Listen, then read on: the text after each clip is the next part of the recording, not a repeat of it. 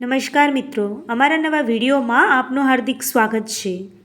ગાંધારીએ એક સાથે 100 કૌરવોને કેવી રીતે આપ્યો હતો જન્મ?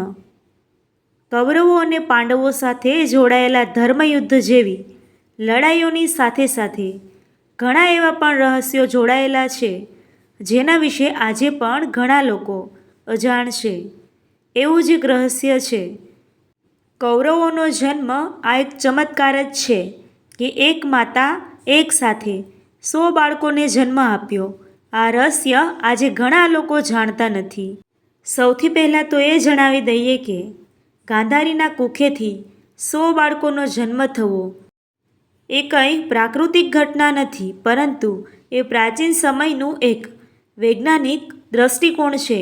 આજે તમને કૌરવોના જન્મ વિશેની વાત કહીએ એ પહેલાં જાણી લઈએ કે કૌરવોને જન્મ આપવાવાળી ગાંધારી કોણ હતી।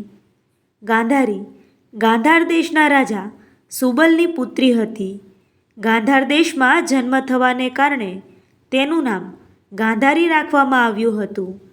તમને જણાવી દઈએ કે ગાંધાર આજે અફઘાનિસ્તાનનો એક ભાગ છે, જેને આજે પણ કંદહારના નામે ઓળખાય છે।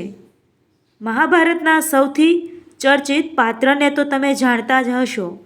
મામા શકુની એ ગાંધારીના ભાઈ હતા અને ગાંધારીના વિવાહ પછી તેઓ તેની સાથે જ રહ્યા હતા।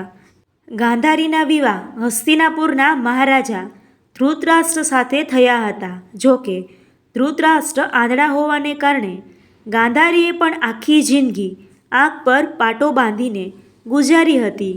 પોતાના પતિને કારણે ગાંધારી આખી જિંદગી આંધળી બનીને રહી હતી।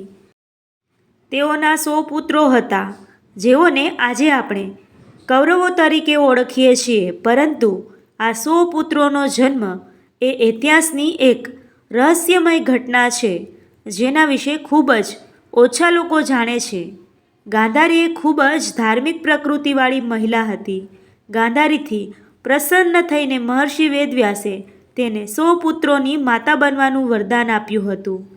મહર્ષિના વરદાન પ્રમાણે તે ગર્ભવતી બની, પણ થોડા સમય પછી જાણવા મળ્યું કે તેને એક નહીં પણ 100 સંતાનનો ગર્ભ એક સાથે છે।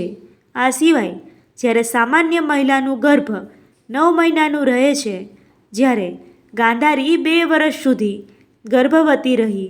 24 મહિના પછી પણ જ્યારે ગાંધારીને પ્રસવ ના થયો ત્યારે તેઓએ આ ગર્ભને કાઢી નાખવાનો નિર્ણય કર્યો। તેના પેટમાંથી લોઢા જેવો માંસનો પિંડો નીકળ્યો। તેને જોઈને તે ખૂબ જ ગભરાઈ ગઈ। માન્યતા છે કે આ પૂરી ઘટના મહર્ષિ વેદવ્યાસ પણ જોઈ રહ્યા હતા। ગર્ભપાત થયું ત્યારે તેઓ ત્યાં પહોંચી ગયા અને આ માંસના પિંડ ઉપર એક વિશેષ પ્રકારનું જળ નાખવાનું જણાવ્યું।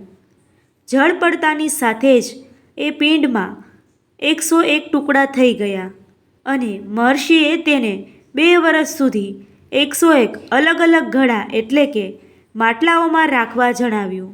2 વર્ષ પછી ગાંધારીએ બધા ઘડાને ખોલ્યા। કહેવામાં આવે છે કે ગાંધારીએ સૌથી પહેલાં જે ઘડાને ખોલ્યો તેમાંથી જે બાળકનો જન્મ થયો તેને દુર્યોધન નામ આપવામાં આવ્યું। એવી જ રીતે ગાંધારીએ બાકીના 100 ઘડા પણ ખોલ્યા અને બીજા 100 કૌરવોનો જન્મ પણ થયો। એમાંથી એક પુત્રી હતી જેનું નામ દુશ્શલા રાખવામાં આવ્યું।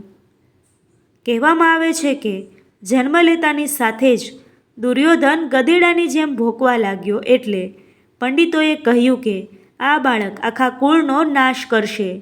જ્યોતિષોએ દુર્યોધનનો નાશ કરવા માટે કહ્યું હતું, પણ પુત્ર મોહના લીધે રાજા ધૃતરાષ્ટ્ર આમ ન કરી શક્યો। મિત્રો, આવા જ ઐતિહાસિક અને જીવનમાં શીખવા મળે તેવા મજેદાર વિડીયો જોવા માટે અમારી ચેનલ સાથે બન્યા રહો।